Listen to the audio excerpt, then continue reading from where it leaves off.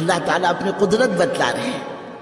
ہم نے موسیٰ کی پرورش کا نظام کیسے چلایا کہ ایک طرف تو ابھی موسیٰ ماں کے پیٹ میں پیدا بھی نہیں ہوئے علیہ الصلوۃ والسلام، ادھر وقت کے بادشاہ کو فرعون کو بات پہنچائی گئی کہ آپ کی حکومت میں ایک قبیلہ بنی اسرائیل کے نام سے جو آباد ہے، اس میں ایک بچہ پیدا ہوگا اور وہ بچہ آپ کا تخت، آپ کا تاج، آپ کی حکومت، آپ کی سلطنت سب کو تباہ اور برباد کر کے چھوڑے گا. جب بادشاہ کے سامنے یہ مسئلہ آیا، اس نے اپنے وزراء کو جمع کیا، مشیروں کو جمع کیا اور کہا کہ اس مسئلے سے کیسے نمٹا جائے. مختلف رائے آئی.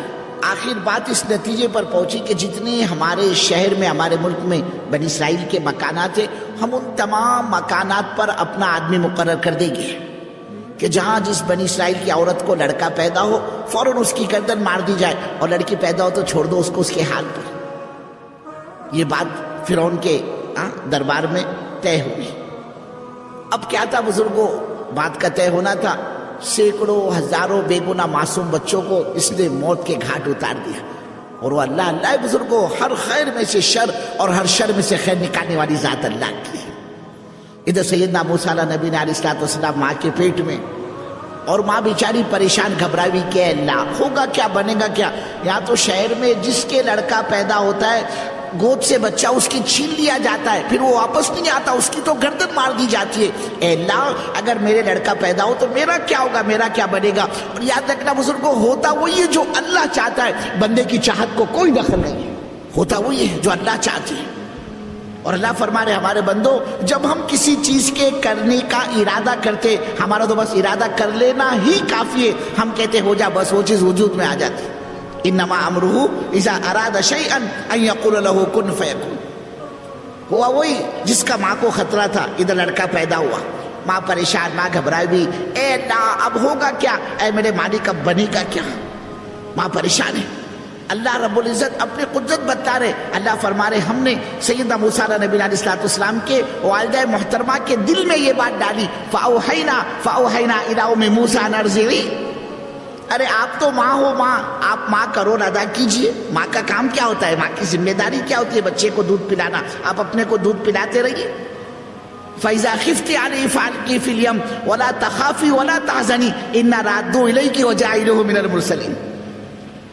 کہ جب آپ کو ڈر لگے، گھبراہٹ ہو، یہ محسوس ہونے لگے کہ کوئی فرعونی میرے گھر میں گھس کر میرا بچہ گود سے نہ چھین لے، اس کی گردن نہ مارے. ارے وہ کیا مارے، وہ کیا کاٹے. آپ کو گھبرانے کی اور فکر کرنے کی ضرورت نہیں. آپ صندوق تیار کر لینا اور بچے کو اس صندوق میں رکھ کر دریا کے بہاؤ میں پانی کے موجوں کے حوالے کر دینا اس صندوق. سبحان تیری قدرت. بزرگوں، ایک طرف بچے کو موت کے منہ سے بچائے جانے کی اسکیم اور پلان بن رہے ہیں، اور دوسری طرف وہی خالق اور مالک کا یہ حکم ہے کہ اس بچے کو دریا کے بہاؤ میں بہا دینا. اے اللہ ہوگا کیا، اس بچے کا بنے گا کیا. اللہ فرما رہے اے ہماری بندی تمہیں فکر کرنے کی ضرورت نہیں، اس بچے کی حفاظت کی ذمہ داری ہماری. ہم اس بچے کی حفاظت بھی کریں گے اور تمہیں واپس بھی لوٹائیں گے، اور واپس ہی نہیں کریں گے بلکہ تاج نبوت کے ساتھ لوٹائیں گے. وہ پوری اللہ کی قدرت کاملہ کام کر رہی ہے. ادھر جیسے ہی ماں نے فکر محسوس کی، دیکھا کہ فرعونی ایک بڑی تعداد میں میرے محلے میں اکٹھے ہو گئے، جمع ہو گئے. انہوں کے گھروں کو تلاشی تو شروع نہیں کر دی کہ ایسا نہ ہو کہ تلاشی میں میرا بچہ ان کے ہاتھ لگ جائے اور پھر اس کی گردن مار دی جائے. تو ماں نے فوراً صندوق تیار کیا اور رات کے اندھیرے میں اس صندوق میں بچے کو رکھ کر دریا کے بہاؤ میں اس صندوق کو بہا دیا. اور حضرت موسیٰ علیہ السلام کی جو بہن تھی ہمشیرہ، اپنی بیٹی، اس سے کہا بیٹی ذرا کنارے کنارے چلے جا اور نگاہ رکھنا یہ صندوق بہتا کس جانب کو، مشرق کی جانب، مغرب کی جانب، شمال کی جانب. اب اس صندوق نے بہنا شروع کیا. اور بزرگوں اللہ کی قدرت دیکھیے، وہ صندوق بہتے ہوئے ایسی جگہ پر پہنچا جہاں سے بچے کے قتل کا قانون پاس ہوا تھا. دریا کے کنارے بادشاہ کا محل بنا ہوا، اور یہ صندوق اس کے محل کی دیوار سے ٹکرا رہا ہے. پانی کی لاٹ آتی ہے، پانی کی موج آتی ہے، اس کو آگے بڑھاتی ہے. وہ آگے بڑھ کر بادشاہ کی دیوار سے ٹکراتا ہے، پھر پیچھے کو سرکتا ہے، پھر دوسری موج آتی ہے، دوسری لاٹ آتی ہے، پھر اس کو آگے بڑھاتی ہے. وہ محل کی دیوار سے ٹکرا کر پھر پیچھے کو سرکتا ہے، آگے بڑھنے کو تیار نہیں. وہی محل کے ارد گرد پانی میں ہچکولیاں کھانے لگا. اب وہ جو ذمہ دار تھے، چوکیدار تھے، نگران تھے، محل کے، انہوں نے دیکھا کہ بادشاہ کے محل کے ارد گرد پانی میں کوئی چیز تیر رہی ہے. بس کیا تھا، انہوں نے صندوق کو نکالا اور نکال کر سیدھا بادشاہ کی خدمت میں پیش کیا. حضور یہ صندوق حاضر خدمت ہے، یہ آپ کے محل کے ارد گرد پانی میں تیر رہا تھا. بادشاہ نے، فرعون نے صندوق کھولا، اندر سیدنا موسیٰ علیہ نبینا علیہ الصلوۃ والسلام، چاند سا چہرہ. بے اختیار اس کی زبان سے نکل پڑا، ارے یہ تو بچہ بڑا خوبصورت بچہ ہے، اور بزرگوں نبی تو خوبصورت ہی ہوا کرتے ہیں. اس نے آگے بڑھ کر اس بچے کو صندوق سے باہر نکالا، اپنی گود میں بٹھایا، اور جیسے ہی گود میں بچے کو بٹھایا اس کو نجوموں کی وہ بات یاد آئی. یہ ایک بچہ بنی اسرائیل میں پیدا ہوگا جو تیرے تخت اور تاج، حکومت اور سلطنت سب کو تباہ اور برباد کر کے چھوڑے گا. بس کیا تھا بزرگوں، اس خیال کا آنا، اس نے طے کر لیا کہ ہو سکتا ہے یہ وہی بچہ ہے، اس کو زندہ باقی نہیں چھوڑنا ہے.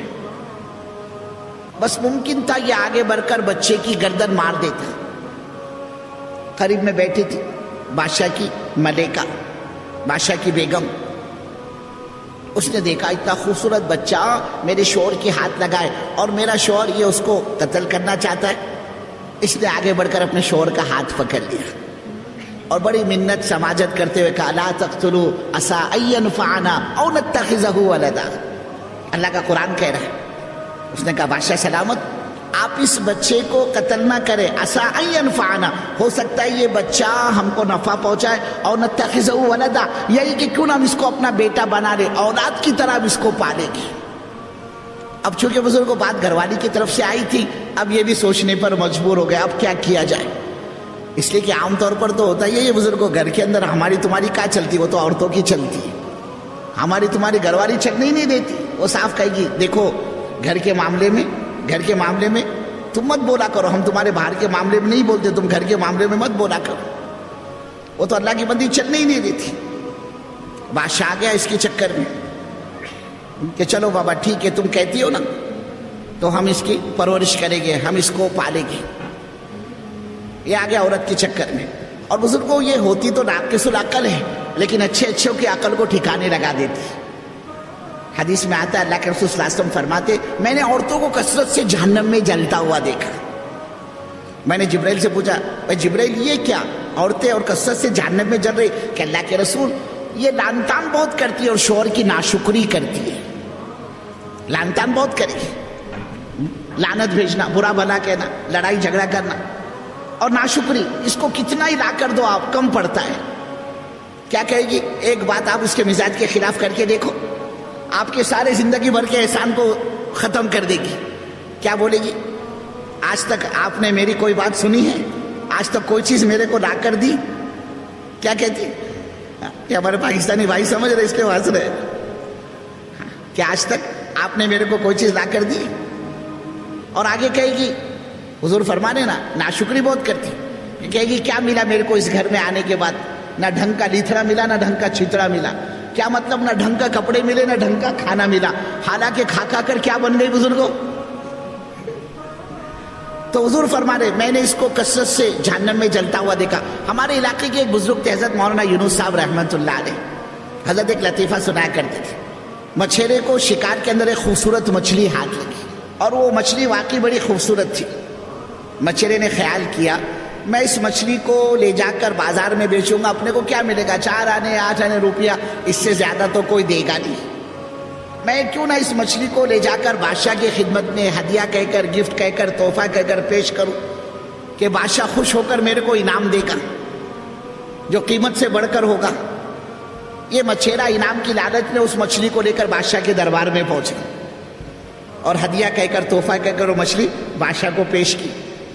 وہ مچھلی بادشاہ کو بڑی پسند آئی اور بادشاہ نے خوش ہو کر کہا ارے اس مچھیرے کو 100 روپئے دو انعام میں، اس نے بڑی خوبصورت مچھلی ہم کو دی ہے. اب بادشاہ کے کہنے پر مچھیرے کو تو مل گئے 100 روپئے. وہ 100 روپئے لے کر آگے بڑھا. قریب میں بادشاہ کی کنجوس ملکہ بیٹھی تھی. اس نے اپنے شوہر سے کہا بادشاہ سلامت یہ کیا کیا آپ نے؟ ایک معمولی مچھلی اس کی قیمت 4 آنے 8 آنے 1 روپیہ، آپ نے 100 روپئے اٹھا کر دے دیے اس کو، معمولی مچھلی اور اس کی قیمت 100 روپئے. بادشاہ نے بیگم سے کہا، ملکہ سے، اللہ کی بندی بات زبان سے نکل چکی، اب بات یہی ختم کر دے، پیسے بھی اس کو مل گئے، وہ تو پیسے لے کر چلا بھی گیا، اب اس پر بحث کرنے کا فائدہ کیا؟ بیگم نے کہا ملکہ نے کیا بات کرتے ہو، بحث کرنے کا فائدہ کیا، اور بات یہی ختم کر دے۔ بادشاہ نے پوچھا کیا ہو سکتا ہے اب؟ کہا اس مچھرے کو واپس بلاؤ اور اس مچھرے کو بلا کر یہ پوچھو یہ مچھلی نر ہے یا مادہ ہے۔ اگر وہ کہے یہ مچھلی نر ہے یا مادہ ہے، میل فیمیل، ہاں میل فیمیل، ہاں اس سے یہ پوچھو یہ مچھلی میل ہے یا فیمیل ہے، نر ہے یا مادہ ہے۔ اگر مچھیرا یہ کہے کہ وہ نر ہے تو اس کو کہو کہ مادہ لا، اگر کہے کہ یہ مادہ ہے تو اس کو کہو کہ نر لا، جب تک یہ 100 روپے یہاں رکھ کر جا۔ بادشاہ آ گیا گھر والی کے چکر میں، ملکہ کے چکر میں۔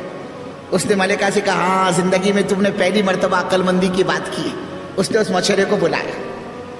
اب وہ مچھرا بھی ماشاءاللہ آپ کوالالمپور والوں کی طرح ہوشیار تھا، وہ بھی وہ سمجھ گیا کوئی دال میں کالا ہے، کوئی گڑبڑ ہے۔ وہ محل میں پہنچا، کہا حضور فرمائیے کیا بات ہے؟ بادشاہ نے اس سے کہا یہ جو مچھلی تم نے ہم کو دی یہ مچھلی نر ہے یا مادہ ہے، میل ہے یا فیمیل ہے؟ تو اس مچھرے نے ہاتھ جوڑ کر کہا حضور معاف کیجئے گا، یہ مچھلی نہ نر ہے نہ مادہ ہے، نہ یہ میل ہے نہ یہ فیمیل ہے، یہ تو بیچ کی مخلوق ہے۔ بادشاہ کو یہ جواب بڑا پسند ہے، اس نے خوش ہو کر کہا ارے اس مچھرے کو 100 روپے اور دو انعام میں۔ اس کو تو 100 روپے مل گئے۔ اب وہ جو 100 روپے دوسرے اس کو ملے، یہ پیسے اٹھاتے اٹھاتے جمع کرتے کرتے پیسہ دو پیسہ بادشاہ کے ہاتھ سے، مچھرے کے ہاتھ سے زمین پر گر گئے۔ اس مچھرے نے وہ 2 پیسے بھی اٹھائے، وہ جو 2 پیسے گرے تھے اس کو بھی اس نے اٹھا لیا۔ پھر ملکہ نے کہا بیگم نے دیکھو دیکھو جی کنجوس لگتا ہے، ایسے کنجوس کو دینے کا کیا فائدہ، ہم نے اس کو اتنے پیسے دیے، اب یہ پیسے 2 پیسے زمین پر گرے، اس کو گرنے دیتا، اس کو چھوڑ دیتا، اس کو اٹھانے کی ضرورت کیا تھی؟ یہ تو کنجوس معلوم ہوتا ہے، استعمال نہیں کرے گا، خرچ نہیں کرے گا، جمع کر کے رکھے گا، ایسے کنجوس کو دینے کا فائدہ کیا؟ بادشاہ نے کہا کنجوس تو لگتا ہے۔ پھر دوبارہ اس مچھرے کو بلایا اور اس سے کہا اللہ کے بندے ہم نے تجھے اتنے پیسے دیے، اب یہ پیسے 2 پیسے زمین پر گرے، اس کو گرنے دیتا، اس کو چھوڑ دیتا، اس کو تو نے کیوں اٹھایا؟ مچھرے نے کہا حضور اصل میں بات پیسے 2 پیسے کی نہیں ہے، بلکہ جو پیسہ زمین پر گرا اس پیسے پر آپ کا نام لکھا ہوا ہے، آپ کی تصویر بنی ہوئی ہے۔ حضور کسی کا پیر پڑ جاتا اس کے نام کی بیعت بھی ہوتی، اس لیے میں نے اس کو اٹھایا ہے۔ بادشاہ نے کہا اس کو 100 روپے اور دو انعام میں۔ اب وہ قریب میں جو وزیر بیٹھا تھا ہوشیار، اس نے کہا حضور آپ اس عورت کے چکر میں نہ پڑیے ورنہ یہ تمہارا خزانہ خالی کر کے رکھ دے گی۔ لیکن اللہ کیا فرما رہا ہے، اور جس نے کہا نا لا تقتلوا عسى ان ينفعنا او نتخذه ولدا، کہ بادشاہ سلامت آپ اسے قتل نہ کرے، ہو سکتا ہے یہ بچہ ہم کو نفع پہنچائے، یا یہ کہ ہم اس کو اپنا بیٹا بنا رہے، ہم اولاد کی طرح اس کو پالیں گے۔ اللہ فرما رہے اے ہمارے بندو، ارے وہ تو ہماری نیک اور مطیع اور فرما بردار بندی تھی۔ بات طے ہو گئی کہ موسیٰ کی پرورش ہوگی، اور وہ اللہ اللہ ہے بزرگوں جو ہر خیر میں سے شر اور ہر شر میں سے خیر کو نکالنے والا۔ ادھر موسیٰ کی پرورش کا نظام چلا، اور کرنے والے تو اللہ ہی ہے بزرگوں، وہ تو اپنے فضل سے ہم کو اور آپ کو استعمال کرتے، باقی کرتے تو اللہ ہی ہے۔ ہماری نگاہیں کام نہیں کرتی بزرگوں، ہم کو نظر نہیں آتا۔ ادھر بات طے ہوئی، بچے کی پرورش کا مسئلہ آیا، اس بچے کو اب دودھ کون پلائے؟ بیت چلی شہر کے اندر، مصر کے اندر اس زمانے میں عورتیں اجرت پر دودھ پلایا کرتی تھی۔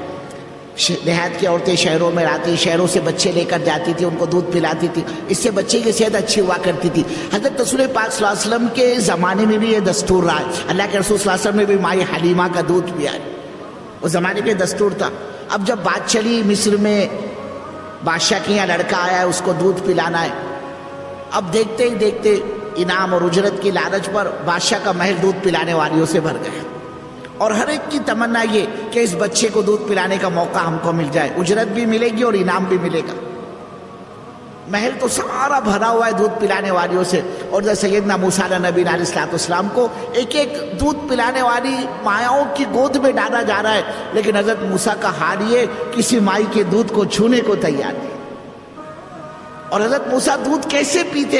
اللہ فرما رہا ہے وَحَرَّمْنَا عَلَيْهِ الْمَرَاضِعَ وَحَرَّمْنَا عَلَيْهِ الْمَرَاضِعَ، خبردار ہے موسیٰ جو کسی مائی کے دودھ کو چھوا۔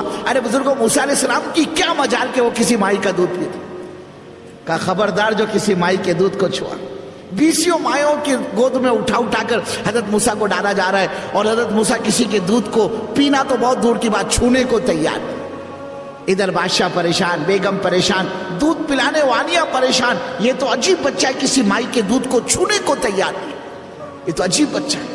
उसी मजलिस में सैयदना मूसा नबी अलैहिस्सलाम की हमशीरा मौजूद थी, वो सारा माजरा देख चुकी थी। उसने आगे बढ़कर कहा, बादशाह सलामत, मैं एक बहुत ही नेक औरत को जानती हूँ, चाहे बच्चा कैसा ही जिद करने वाला क्यों ना हो, लेकिन वो उस बीवी का, उस औरत का दूध जरूर पीता है। अगर आप मेरे को इजाजत दे तो मैं उसको हाजिर करूं। वहां से इजाजत मिली। अभी अल्लाह की बंदी घबराई घबराई, डरी डरी, सहमी सहमी अपनी माँ के पास पहुंची और अपने भाई का सारा वाक़या अपनी माँ को सुनाया और कहा, अम्मा जान आप जल्दी चलिए, ऐसा ना हो कि हमारा भाई मूसा भूख की वजह से अपनी जान दे दे।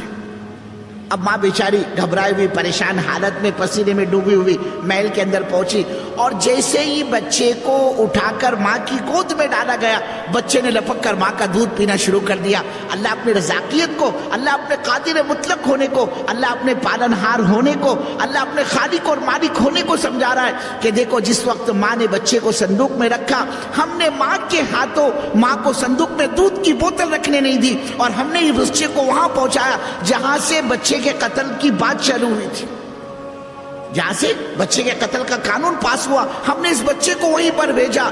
और जब बच्चा महल के अंदर पहुंचा, हमने वहां भी किसी माई के दूध को पीने नहीं दिया। ए हमारे बंदो, ए हमारे बंदो, हम तुम्हें समझाना चाहते कि जब हम किसी की परवरिश का निजाम चलाना चाहते और जब हम किसी को पालना चाहते, ए हमारे बंदो, वो दूध की बुनियाद पर नहीं पलता, अरे वो दूध की बुनियाद पर नहीं जीता, वो तो हमारे जिलाने से जीता है। वो क्या मारे, वो क्या काटे, जिसने जिस बच्चे के खातिर न जाने बेगुनाह मासूम सैकड़ों हजारों बच्चों को मौत के घाट उतारा। अल्लाह अपनी खुद्दत को बता रहे, ऐ हमारे बंदो, जब हम परवरिश का निजाम चलाना चाहते, फिर दुश्मन के हाथों नबी की परवरिश करके बतलाते।